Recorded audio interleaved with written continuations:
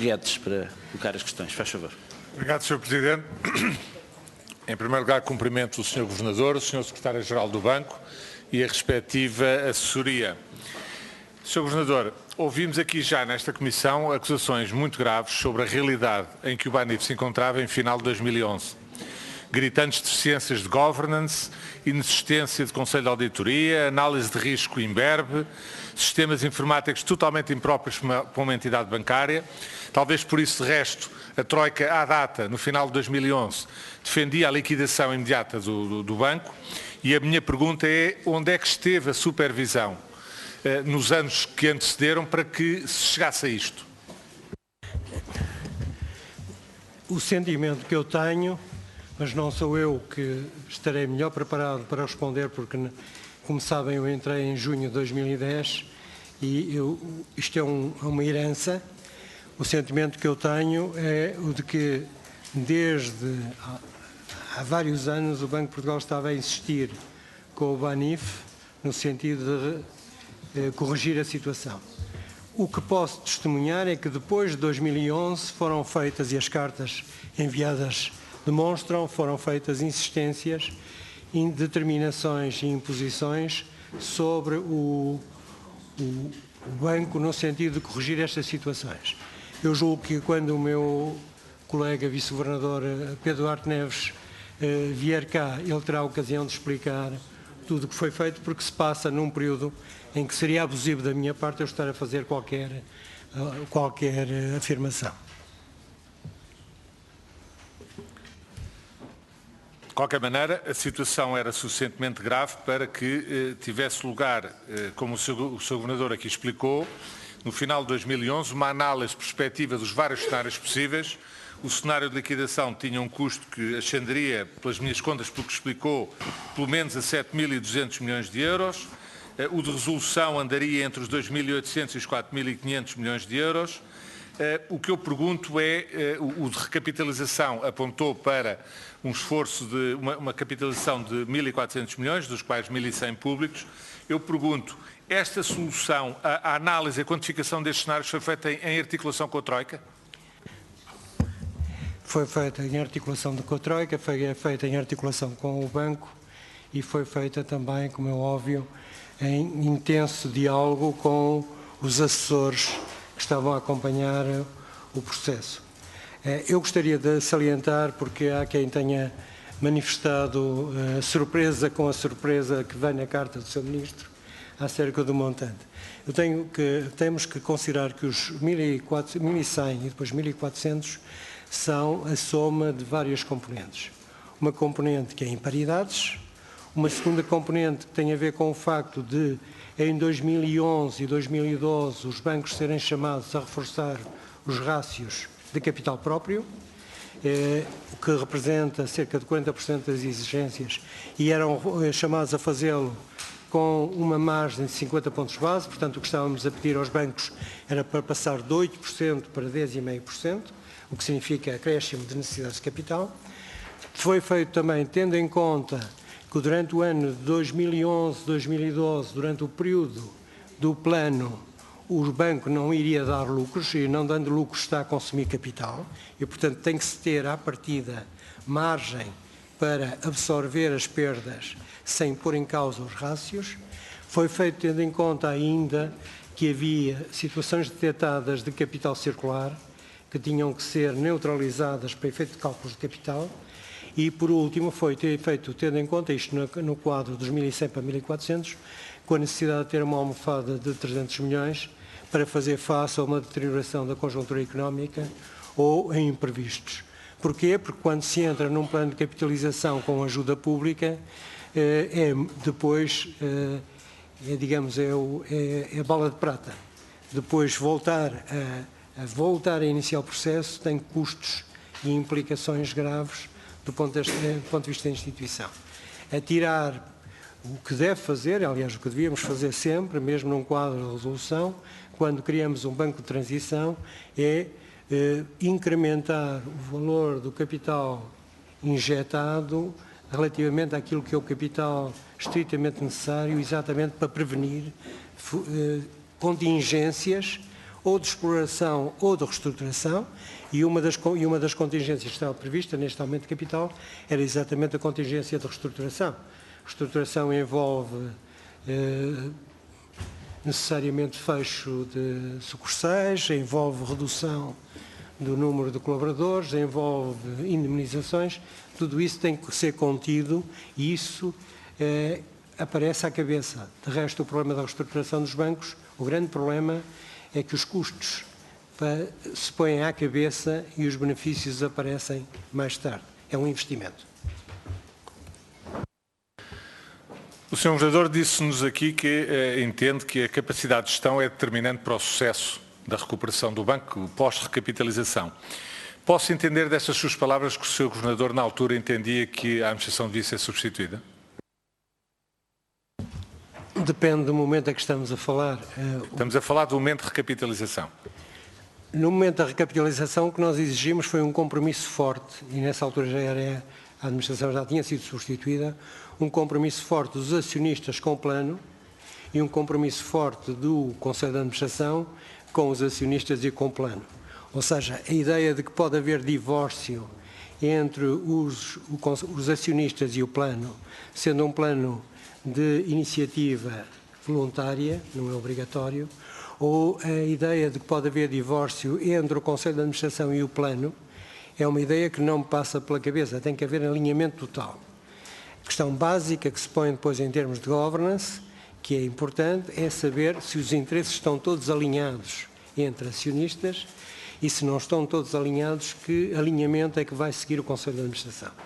E aí pode surgir um problema do ponto de vista da linha de exploração e da linha de transformação do banco. Eu já lá volto, mas agora queria fazer uma pergunta em concreta. A seguir à recapitalização, em 2013, o Banco de Portugal manda realizar uma auditoria forense ao Banif. E consta da documentação que detectou-se através dessa auditoria irregularidades sérias. As minhas perguntas são: deu lugar a processos de retirada de idoneidade, ou daria? E a segunda questão é: deu lugar a uma participação ao Ministério Público ou participações ao Ministério Público? Deu lugar a processos, deu lugar a elementos, ou trouxe elementos para integrar num processo de avaliação ou reavaliação de idoneidade e não deu lugar a comunicação ao Ministério Público, porque até este momento não detectamos situações que configurem crime. Isto é, são irregularidades do ponto de vista prudencial, configuram sanções, os processos estão em curso, tal como estão em curso, foram já finalizados outros e já foram aplicadas outras sanções, que têm uma dimensão institucional e que têm depois uma dimensão subjetiva, se quiser, porque há pessoas que são responsáveis por essas irregularidades. Mas está tudo a andar e alguns dos processos já foram fechados. Nós requeremos essa auditoria, portanto aguardaremos. Voltando à questão do envolvimento da gestão ser determinante.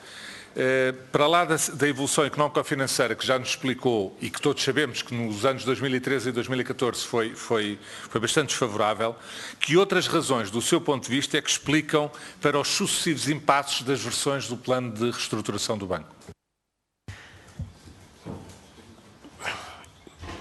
Tentando colocar-me na pele de alguém que tem que satisfazer a DG Concorrência e sabendo que a DG Concorrência é um obstáculo inultrapassável, ou seja, ou consigo convencer ou não consigo convencer, e se não consigo convencer, não consigo ter validação da ajuda pública, eu penso que a grande questão que se pode colocar é porque é que foi tão difícil o diálogo entre as duas partes.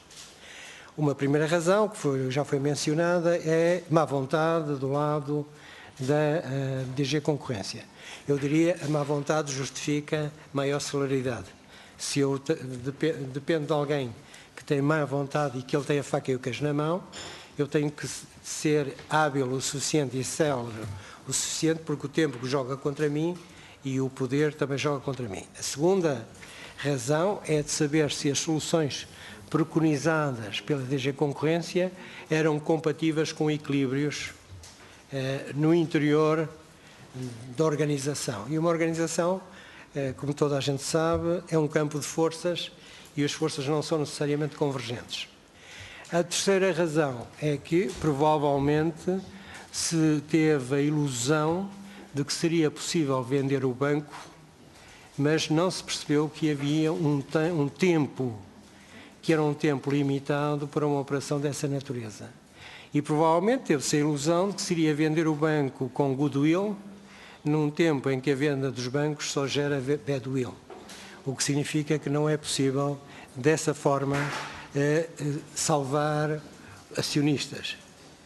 Esta é a minha interpretação, mas basicamente a questão que eu tenho para mim é esta: se eu tenho que fazer qualquer coisa que, caso não faça, me condena, o que é que me leva a forçar calendários para além do que seria previsível? E tenho que ser muito correto aqui num ponto, que é o seguinte: tendo eu feito considerações, e inclusivamente escrito e-mails para o Presidente da Comissão, para o Presidente do BCE, para a DG Concorrência, a censurar a forma como estavam a olhar para o problema da recapitalização dos bancos portugueses num contexto de programa de ajustamento, tenho ao mesmo tempo que ser equânime e dizer que o tempo dado, neste caso, foi para além daquilo que seria normalmente o tempo concedido para a aprovação de um plano de reestruturação. Portanto, temos que ter esse facto em presente, e eu diria que isso é mérito dos interlocutores, e o interlocutor não era o Banco de Portugal, como sabem, porque o interlocutor da DG Concorrência não é o Banco de Portugal. O Sr. Governador disse aí que eu retive que esta questão das tensões dentro dos vários interesses dentro do banco não serem necessariamente convergentes. Quer isso dizer que a administração pode ter ficado capturada ou influenciada por interesses que não estavam necessariamente alinhados com os pressupostos do plano de recapitalização?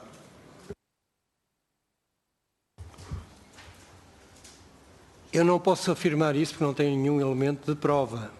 Agora, o que eu diria é que, fazendo apelo à minha formação de economista e à racionalidade que deve estar sujeita à atuação de um agente económico, quando um agente económico aceita perder mais do que aquilo que era expectável, podendo perder menos, é porque há outros objetivos.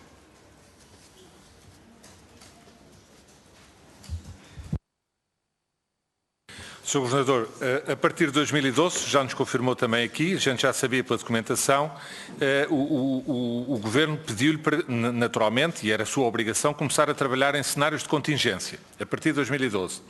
Esses cenários, do ponto de vista do Banco de Portugal, foram sempre menos favoráveis para o sistema financeiro e para os contribuintes do que o sucesso da operação de recapitalização ou do plano de recapitalização?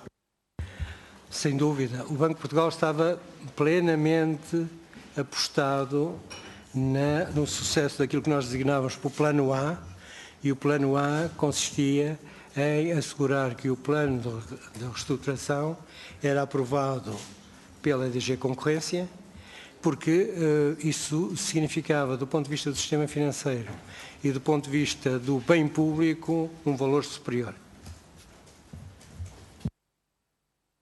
Bem, voltando agora, dando um salto agora para o final de 2013, é quando da mudança na Comissão, a nova Comissária manda, em dezembro de 2013, manda para o Ministério das Finanças em Portugal, para a Ministra das Finanças, aquilo que ficou conhecido como o Contour Paper. E a partir daí desenvolvem-se alguns esforços para a substituição da administração. A pergunta que eu lhe queria colocar é se, naturalmente, que o Banco de Portugal acompanhou esse processo, essa tentativa de remodelação da administração por parte do Governo. O que eu lhe queria colocar é se houve, do seu ponto de vista, se houve recusa, de facto, de algumas pessoas de aceitar esse novo encargo, se houver, essas pessoas eram ou não eram pessoas qualificadas para o efeito, e se as razões que elegeram eram razões tecnicamente atendíveis e respeitáveis. O Banco de Portugal teve uma intensa cooperação com o Ministério das Finanças, mantendo, obviamente, ou salvaguardando, obviamente, o seu lugar, que era o lugar de conselheiro e não o lugar de agente. Mantendo essa cooperação, fê-lo através do administrador a quem estava delegada a competência em matéria de supervisão, e ele teve a ocasião de o dizer aqui, interveio ativamente nesse processo. Não se tratava de ser o proprietário da questão, mas tratava-se de contribuir utilmente para a questão. Eu não estive envolvido nesses contactos, mas não me custa nada aceitar que, primeiro, que as escolhas seriam boas e, em segundo lugar, que a argumentação para a aceitação terá sido boa, convincente. Portanto, se houve razões para a recusa, eu não sou capaz de explicar, mas o próprio certamente saberá, porque eu não estive envolvido nesse processo. Mas eram pessoas que recolheriam o reconhecimento de idoneidade por parte do Sr. Governador e do Banco de Portugal? Uma ou duas que eu tive conhecimento só de nome, sim, porque são grandes profissionais da banca. Só uma emenda, eu disse que a carta era do final de 2013, é do final de 2014, como percebeu, foi um lapso meu, peço desculpa. Em setembro de 2015 é apresentado o plano da N+1, que o Sr. Governador já aqui referiu. O Banco de Portugal, na altura, entendeu esse plano como um plano viável e que cumpria as condições de aceitação por parte da DGCOM? O Banco de Portugal nunca poderia garantir qual seria a aceitação. É preciso garantir, mas qual era o entendimento do Banco?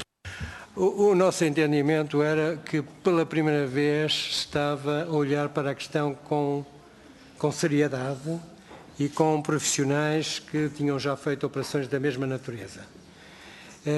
Envolvia, como sabem, a concessão de uma garantia e a aceitação dessa garantia, mas envolvia, sobretudo, um problema que era o problema mais delicado com que estávamos confrontados, que era a luta contra o tempo. Porque setembro, para um plano desta natureza, exige uma clarificação muito rápida, de forma a poder, ainda antes do final do ano, não correr o risco de cair no ano seguinte e ter um processo de resolução por rejeição.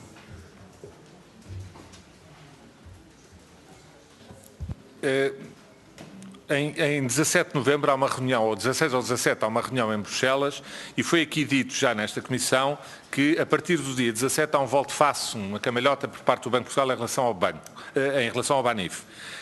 A questão que eu lhe queria colocar de qualquer maneira era, para além de pedir-se esclarecimento, se de facto houve aqui o aparecimento de exigências completamente novas ou se eram coisas que já vinham de trás, mas se eram coisas que já vinham de trás, eu também lhe perguntava o seguinte, sendo o BANIF uma empresa cotada, tem auditorias obrigatórias semestrais. A auditoria da Price, conhecida no final do primeiro semestre, apontava para uma situação líquida positiva do banco. O que é que se passou, entretanto? Estas contas estavam mal certificadas? O que é que se passou para a situação se alterar tanto até outubro? O que se passou no dia 16 de novembro foi a constatação de, primeiro, que o chamado Plano A, que era pura e simplesmente a reestruturação com aprovação pela DG Concorrência, não seria viável, que o Plano A1, que era assim que nós designávamos, que era a venda voluntária... Estamos a falar dos planos feitos pela N1. Esse é o A1, o N1. O anterior era o plano que estava em curso. O A1 era o plano em que envolvia já uma separação, uma venda, que havia alguma probabilidade. Chama a atenção que o Banco de Portugal não foi parte da concessão, nem foi proprietário. Nós acompanhamos o processo, na medida que pudemos, participamos nos steering committees, mas não somos nem proprietários nem condicionantes. O que nós podemos dizer dessa fase é que em 16, e por isso é que não há nenhum volte-face, em 16 de novembro constata-se que passamos a ter só 2 carris. Ou a venda voluntária que estava em curso, com um carve-out, chamado carve-out, ou seja, a separação de ativos, ou, e ainda aí com uma ambiguidade... Desculpe interromper, Sr. Governador, mas quer isso dizer que o plano A1, feito pela N1, N+1, o plano A1 merecia a concordância da DGCOM? Estão pondo as coisas de uma forma diferente. merecia a tolerância da DG Concorrência, assim o concretizássemos. Não nós, os portugueses. Todavia, havia um grande ceticismo nessa matéria. E, por isso, entra-se no plano B. E, portanto, passamos a ter um plano A e um plano B. O plano B, que é a inovação que vai ser introduzida, que é retomar planos de contingência, para o caso de não ser possível o plano de venda voluntária. E aí é que se entra na fase da discussão de um plano alternativo. Pergunta isto é um volte-face? Não, não é um volte-face. Porque o Banco de Portugal continua a apostar muito, e tanto quanto possível, na ideia da passagem do plano, que agora é o A1, porque era o que resolvia a questão sem haver necessidade de resolução. Todavia, como era seu dever, não podia ignorar que havia riscos e tinha que estar preparado para fazer face a esses riscos. O Sr. Governador não me respondeu à questão da certificação de contas do primeiro semestre. Não foi questão para esse efeito. A questão não foi a certificação de contas que condicionou o diálogo do dia 16 de novembro. Condicionou, sim, o que condicionou, sim, a carta de 17 de novembro foi as imparidades, entretanto, constatadas. Mas essas imparidades, a minha pergunta é se essas imparidades batem certo com contas, com resultados, com uma situação líquida muito positiva da parte do banco, que eram apresentadas nessas contas certificadas e que eram confirmadas no final do terceiro trimestre também, portanto, a 30 de setembro. Essa é a pergunta que se tem que colocar ao auditor, porque mais tarde ele veio a confirmar as nossas dúvidas sobre e veio a confirmar as nossas imparidades. Mas o supervisor, as competências de supervisão não podem, nesse caso, atuar sobre os auditores? Não se retira daí consequências? Neste momento, a autoridade que supervisiona os auditores não é o Banco de Portugal.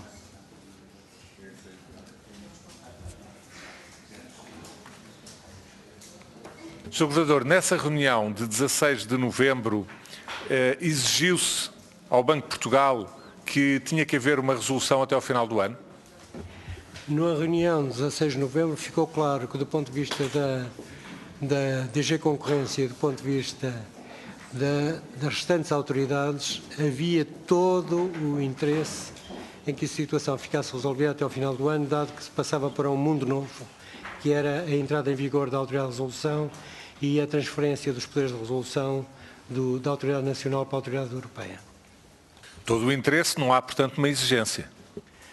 Não há uma exigência, muito embora eu gostaria de salientar que aquilo que era o interesse acabou por não ser a determinação ativa da decisão, porque a determinação ativa da decisão acabou por ser a situação de liquidez e de capital. Sr. Governador, apresentou à Ministra do 20º Governo a sua proposta, a proposta do Banco de Recapitalização Pública. A Ministra, na carta que é conhecida por nós, manifestou não só a sua estranheza, como recusa desse caminho. O Sr. Governador voltou a apresentá-lo ao novo Governo? Nos mesmos termos? Eu julgo que foi praticamente nos mesmos termos, porque mantivemos a mesma proposta, enquanto não foi rejeitada pela DG Concorrência. E o novo Governo teve uma atitude diferente daquela que tinha tido o Governo anterior? O novo Governo iniciou negociações com as instâncias europeias para saber se era possível ou não evoluir nesse sentido, mas as instituições europeias rejeitaram essa via. O que explica depois porque é que nós fazemos uma carta mais tarde, uma semana mais tarde, com uma outra via, porque a via anterior não era possível. Sr. Governador, nos últimos meses antes da resolução, houve alguns movimentos de retirada de capitais ou de venda de obrigações sénior por parte de membros da administração do BANIF? É uma questão que neste momento eu não sou capaz de responder, mas que teremos que averiguar. Mas eu pedi formalmente que essa informação chegasse à Comissão. Chegamos à notícia da TVI. Do seu ponto de vista, a notícia da TVI tem ou não tem um impacto determinante na precipitação de todo este processo? É claro que sim, porque criou um sentimento de insegurança da parte dos depositantes.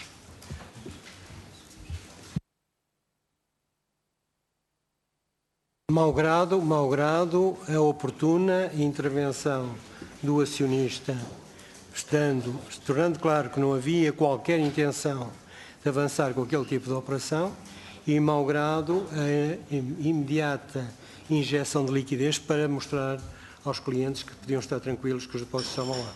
A melhor forma de um Banco Central garantir os depositantes não é falar, é pôr o dinheiro e pôr o dinheiro abundantemente nas agências para no dia em que as pessoas o vão procurar, verem que ele está lá. O Sr. Governador já nos disse assim rapidamente qual foi o critério para auscultar o Santander e o Banco Popular relativamente à resolução. O que eu lhe pergunto é como é que classifica o e-mail do BCE, da Daniel Nui, para o Ministro das Finanças, apontando claramente para se avançar para a venda ao Santander antes de o Banco de Portugal, que era a autoridade de resolução, ter decretado a resolução.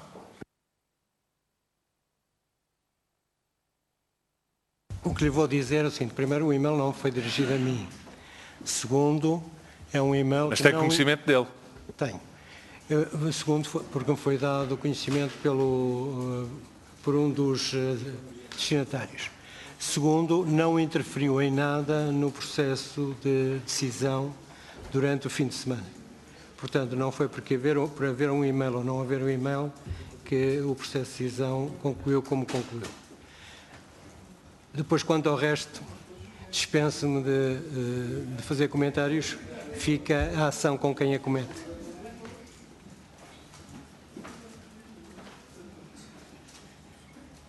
Bom, mas de qualquer maneira, como o Sr. Governador nos disse, independentemente de não querer dar a sua opinião pessoal, havia compromissos sobre o perfil que o comprador tinha que ter. Quando é que foram firmados esses compromissos entre o Governo português e as autoridades europeias? Os compromissos há dois tipos de compromissos. Aos compromissos da venda do negócio bancário a uma instituição que disponha de uma licença bancária, isso resulta da lei. A segunda questão, completamente diferente, é saber qual é a dimensão que essa instituição tem que ter. Isso foi matéria comunicada na quinta ou sexta-feira, não tenho neste momento a data presente, pela DG Concorrência, que estabeleceu quais eram o nível, e por razões óbvias, vamos ser claros. Se o Santander teve que fazer face a uma retirada de depósitos, mesmo depois da absorção do negócio, a questão da dimensão e da robustez da instituição seria determinante para o sucesso da operação de venda desse mesmo negócio. Portanto, não discuto. Agora, se me perguntar se tem que ter 3 vezes a dimensão do Banif, ou 4 ou 2, isso é uma questão para escolástica, discussão escolástica. Agora, que tenha que ter capacidade para absorver o impacto que resulta de haver uma espécie de onda de choque que se prolonga para além do dia da resolução. Isso tem que se ter. Portanto, no quadro do sistema bancário português, as duas instituições que tinham concorrido à venda voluntária, que tinham licença bancária e que tinham dimensão, eram essas duas que foram convidadas a apresentar propostas vinculativas. Sabemos agora que o Santander se comprometeu a uma aquisição de dívida pública portuguesa no montante mais ou menos igual, ou perfeitamente igual, ao do financiamento público direto realizado no momento da resolução. Isso foi uma contrapartida exigida pelo Banco de Portugal? O Banco de Portugal desconhece em absoluto em que momento e em que condições é que foi decidida essa operação e muito menos se constituiu alguma contrapartida. Mas, Sr. Governador, mas o Banco de Portugal é que era o decisor da resolução. Só o Banco de Portugal é que podia colocar contrapartidas. Significa que não é contrapartida. Então, se não é contrapartida, o que é que é? Tenho que perguntar aos envolvidos. Peço desculpa, tenho que perguntar aos envolvidos. Portanto, não fez parte da mesa de negociação, nem resultou da mesa de negociação. E quando estiver cá o meu colega, Presidente do Fundo de Resolução e Vice-Governador, ele vai-lhe confirmar exatamente o mesmo. Mas então, quer dizer, enquanto a autoridade de resolução ainda não tinha decidido, estava a decorrer uma negociação já com o putativo vencedor? Como lhe digo, não sei como é que se passou, portanto não posso fazer nenhum juízo de valor sobre o que se passou, nem sobre as circunstâncias em que ocorreu. Quer concluir, Sr. Deputado? Só uma última questão, Sr. Presidente. Só uma última questão, Sr. Governador. Explico uma coisa que eu, de facto, tenho dificuldade em perceber. As autoridades europeias, em particular a DGCOM, está sempre a colocar entraves à venda, aos apoios do Estado, aquilo que se configura como auxílios de Estado, dizendo que isso distorce a concorrência. Mas depois afunila e empurra e obriga as autoridades nacionais a avançar para uma resolução onde há uma assunção enorme de risco e de custos de encargos por parte dos Estados, por parte dos contribuintes, pior ainda, mas por parte dos Estados, em nome da defesa de uma concentração, e essa concentração não defende a concorrência? Não é contra a concorrência? Como é? Sr. Deputado, essa é uma boa questão e eu colocaria outra em cima dessa. A quem é que compete... Mas eu queria ouvir era a sua opinião também, mas coloque. Bom, em primeiro lugar, obviamente que é um fenómeno de concentração. E é um fenómeno de concentração que remete para uma certa visão da política setorial e da política setorial no setor financeiro. Em segundo lugar, o que eu verifico é que há 4 políticas setoriais que não são necessariamente consistentes perseguidas por 4 instituições europeias. O que significa que aquilo que pensa a Direção-Geral de Concorrência, aquilo que pensa o Mecanismo Único de Supervisão, aquilo que pensa a Autoridade Europeia de Resolução e, no limite, aquilo que pensa a EBA, porque pela via da fixação de normas regulatórias está a condicionar a própria estruturação, não são necessariamente fruto da mesma matriz estratégica e da mesma matriz política. E quando eu fazia esta referência nas minhas considerações finais à necessidade de haver alguém que seja o owner, o proprietário, o retentor da política, é exatamente para assegurar que estamos a evitar danos que resultam ou de contradições entre políticas ou de sobreposição de autoridades. Eu vou dizer uma coisa que disse a um grande amigo europeu que estava envolvido neste processo. Às vezes é preciso ser muito, muito europeu para conseguir passar por cima de algumas coisas.